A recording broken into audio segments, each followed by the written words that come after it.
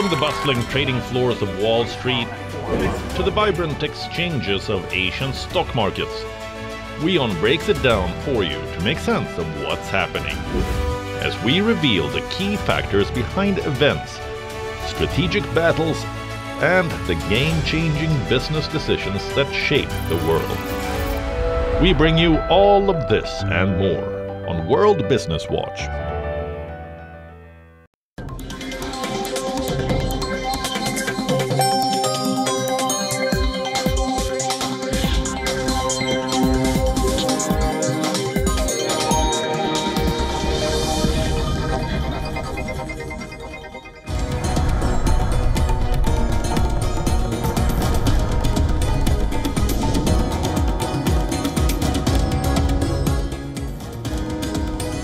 Massive flux in India's National Testing Agency as the government accepts malpractices in conducting of competitive exams. NTA chief removed, CBI asked to probe irregularities.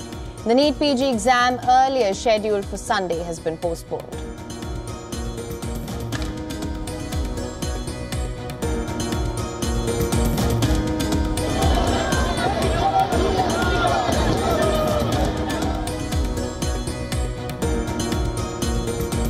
Storm over video, wounded Palestinian man tied to the hood of an Israeli military jeep during an arrest raid in West Bank's Jenin.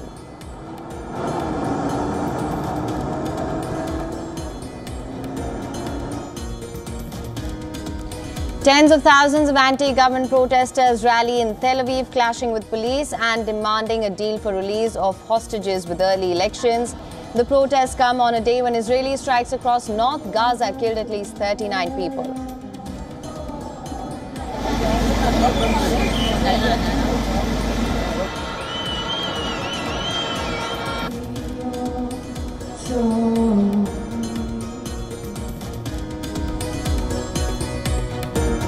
Yemen's Houthis claim drone attack on 4 ships in Israel's northern Haifa port. The Houthis say they conducted a joint military operation with the Islamic Resistance in Iraq militant group.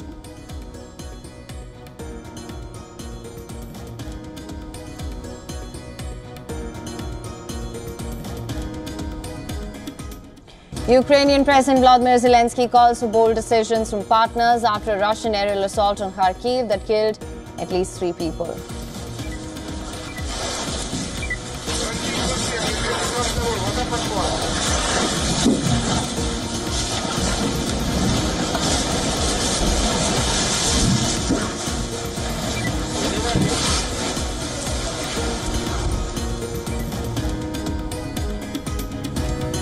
India's Met Office says monsoon will resume its forward movement and cover northwest India by the 3rd of July.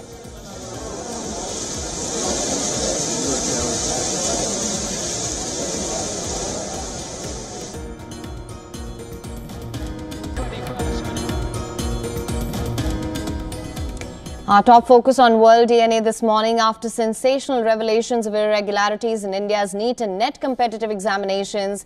Massive flux is afoot in the National Testing Agency. This after the government accepted cases of alleged malpractices in the working of the agency. Now, in a major announcement following this, the NTA postponed the NEET postgraduate entrance examination that was scheduled to be held on Sunday. The postponement announcement came just a day before the exam. Further details and the fresh dates for the exams will be notified soon by the National Board of Examinations. Meanwhile, the centre has shaken up the National Testing Agency by sacking its Director General Subodh Kumar Singh. Pradeep Singh Karola will be replacing him as the new Director General of the National Testing Agency.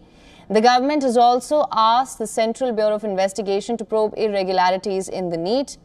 The government said that this is being done to ensure transparency in the conduct of the examination. Earlier, the National Testing Agency postponed the joint CSIR UGC NET examination for science graduates, citing unavoidable circumstances and logistical issues. A teachers' recruitment exam was also postponed. The centre has set up a 7-member committee which will be led by former ISRO chairman. The panel is mandated to ensure transparent, smooth and fair conduct of examinations. The committee will take and make recommendations on reform in the mechanism of the examination process, improvement in data security protocols, and structure the functioning of the National Testing Agency. The panel will submit its report to the ministry within 2 months. After the announcement of the 7-member committee, Union Education Minister Dharmendra Pradhan took to his account on X, saying that setting up high-level committee is the first in a series of processes to improve the efficiency of the examination process and put an end to all possible malpractices.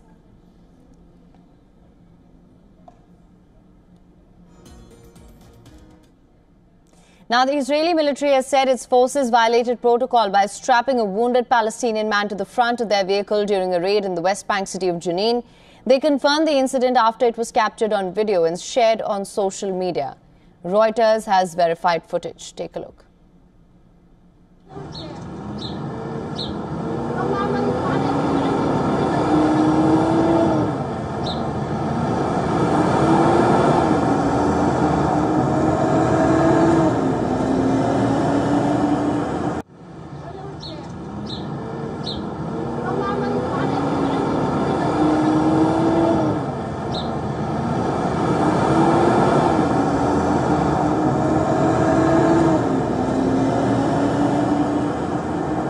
هذا ابن عمي مجاهد مصاب بكى مصاب تقريبا اكثر من ساعتين تقريبا ساعتين ونص. With no signs of de-escalation in sight, Israel's war in Gaza is now fueling a fire at home. Tens of thousands of people took to the streets of Israel on Saturday, demanding Prime Minister Benjamin Netanyahu's resignation and the return of hostages. The protests that broke out across various cities in the country are part of routine Saturday protests that began following the 7th of October attacks. In the Israeli capital Tel Aviv, anti-government protesters scuffled with the police while the officers tried to disperse the large crowd. While demanding an immediate ceasefire, the protesters also marked the 20th birthday of Naama Levi, who has been held hostage in Gaza since the war began. As per reports, at least 3 protesters were detained. I'm here to demonstrate and ask my government and all the government in the whole world, please do sign the deal, sign Netanyahu deal. Just do it. Bring them back home to their children, to their parents, to their families. We are all broken and tired, and we want to make end to this tragedy. Meanwhile, in Jerusalem, thousands of people protested outside of Prime Minister Benjamin Netanyahu's residence. The protests come on the heels of week-long anti-government demonstrations being held in the capital. Protesters accused Netanyahu of abandoning the embattled northern Israeli communities for over 8 months now due to frequent Hezbollah crossfire. Over 60,000 residents have been displaced from Israel's northern border areas. This comes as Netanyahu's government has vowed to not stop the war until Hamas is completely destroyed. As of now, at least 112 hostages remain in Gaza, not all of them alive. Hamas has reiterated that it will only release the captives after a deal that permanently ends the war, a demand that Israel rejects.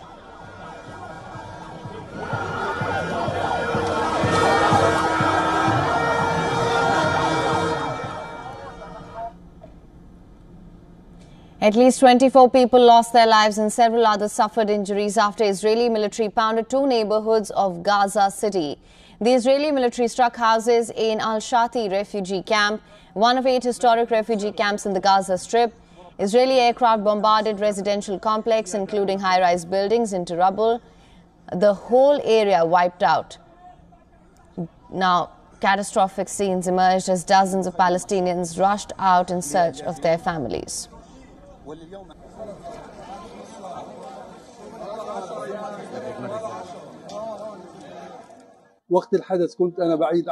When the incident occurred, I was 300 meters away from my house. When I heard the bombing, I felt it was near my house.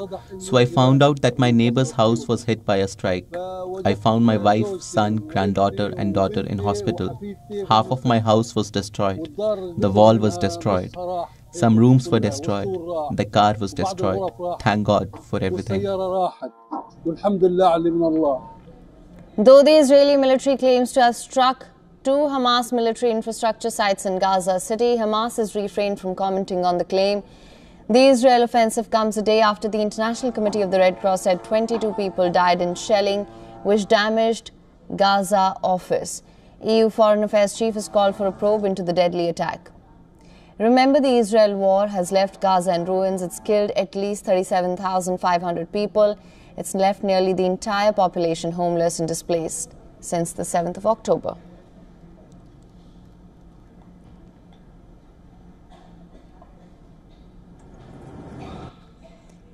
With increased strikes on vessels, the Houthi trouble for Israel seems to be gaining momentum. In the latest strikes announced early on Sunday, Houthi rebels have struck 4 ships at Israel's northern Haifa port. The strikes were a joint attack by Houthi rebels and Iraqi militant group Islamic Resistance. Houthi military spokesperson Yahya Saraya claims that the ships violated the ban on entering the ports of Gaza. As per reports, in a separate incident, the rebel group has also struck Shorthorn Express in Mediterranean using drones.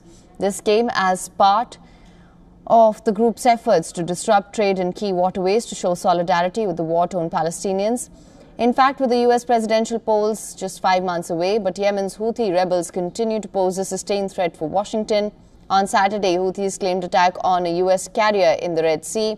The Yemeni Houthi group said its forces attacked the US aircraft carrying Eisenhower in the Red Sea and the Transworld Navigator ship in the Arabian Sea. However, it did not say when the attacks took place. The navies of our armed forces carried out a qualitative military operation that targeted the ship Transworld Navigator in the Arabian Sea using a number of ballistic missiles. The operation resulted in the direct hit of the ship. By the grace of Allah, the targeting of the ship came as a result of the owning company's violation of the decision to ban entry into the ports of occupied Palestine. The alleged attack comes close on the heels of sinking of Greek-owned carrier after it was targeted by Houthis last week. Just hours before the claim, the terrorist organization presented a new unmanned surface vessel, Tufan 1. Reports suggest the new weapon carries a 150 kg warhead and has a speed of 35 nautical miles per hour.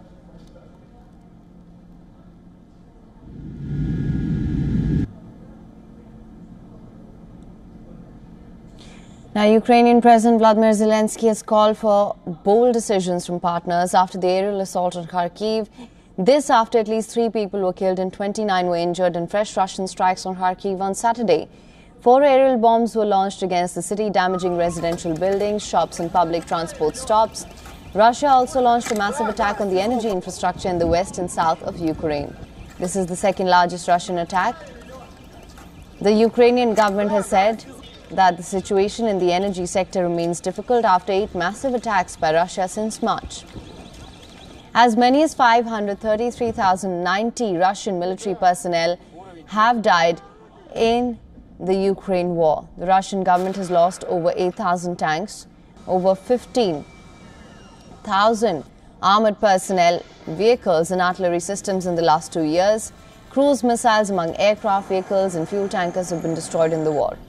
Meanwhile, Russian President Vladimir Putin has said that he is ready to discuss security issues with NATO member countries. Putin has promised to help develop his country's nuclear capabilities and supply the army with modern weapons. Recently, at the meeting with the leadership of the Ministry of Foreign Affairs, I outlined our vision on the work to create equal and indivisible security in Eurasia. We are ready for a broad international discussion of these key vital issues, both with our colleagues in the Shanghai Cooperation Organization, the CIS, the Eurasian Economic Community, BRICS, and other international associations, European and NATO states, among others, naturally at the time when they are ready for this. Now, ahead of the 28 June snap elections in Iran, presidential candidate Saeed Jalili held a campaign rally at Sharif University in Tehran, promising the supporters that he was committed to protecting the country against foreign interference. Former chief nuclear negotiator Jalili, who in 2001 ran Supreme Leader Ali Khamenei's office for 4 years, cited his past role at a press conference in the university. Conservative candidate Jalili said that Iran should not be put on hold over negotiations with a small number of countries. He made the remarks referring to the negotiations to revive the 2015 nuclear deal. Jalili said he's been a serious critic of the nuclear deal.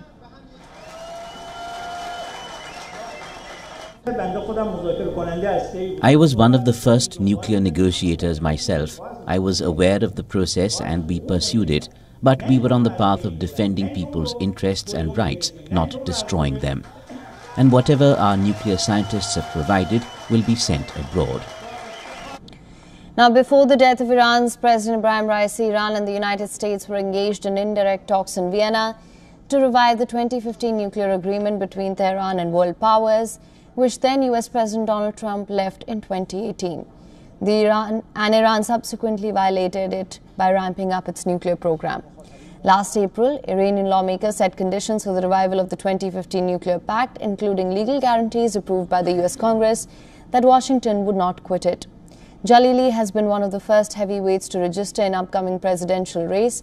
He made an unsuccessful bid in 2013 for presidency and withdrew from the 2021 race to support Raisi, whose death has triggered the election.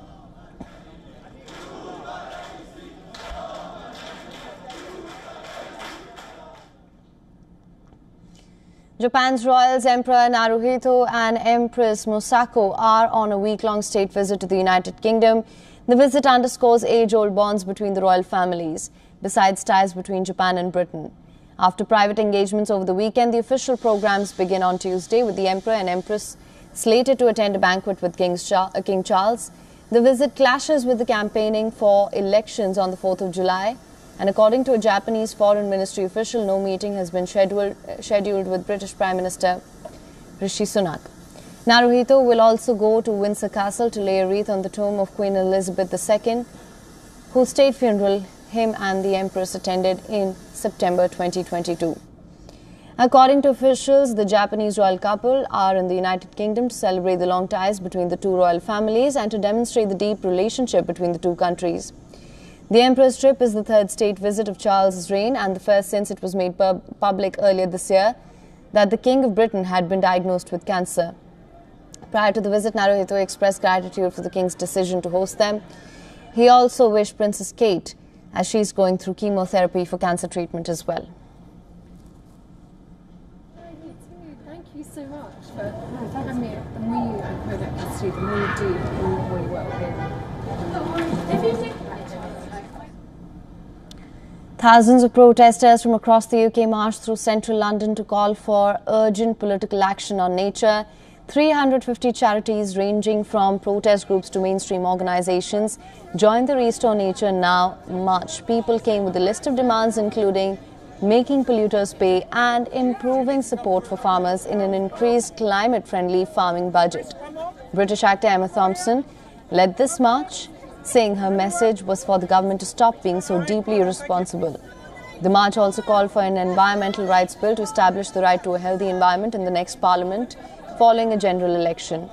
Protesters went down one side of Hyde Park, marching past the Downing Street to the Parliament Square, dressed in wildlife-themed costumes, accompanied by songs and chants of Restore Nature Now. Protesters called for climate change and nature to be prioritized in the election campaign by the next government. The opposition Labour Party, which looks poised to win power in UK this election, has pledged to end new oil and gas exploration licenses and create a publicly owned clean energy campaign called Green British Energy. However, Labour leader Keir Starmer was previously criticised for ditching a pledge to spend £28 billion a year on green infrastructure. The Conservatives have watered down commitments on how they will reach the UK's 2050 net zero target through pushing back a ban on the sale of new petrol and diesel cars from 2030 to 2050.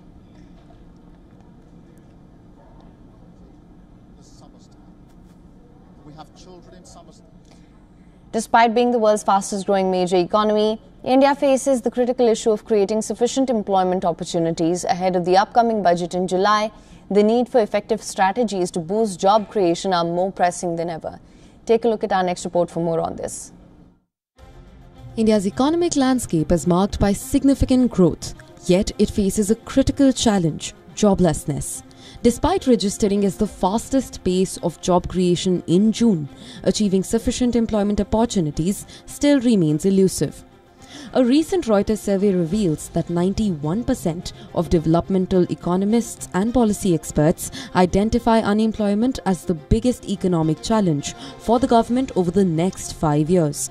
Compounding the issue is the fact that a majority of India's workforce is part of the informal sector, making accurate unemployment measurement challenging. While government infrastructure spending has surged, private investment has lagged.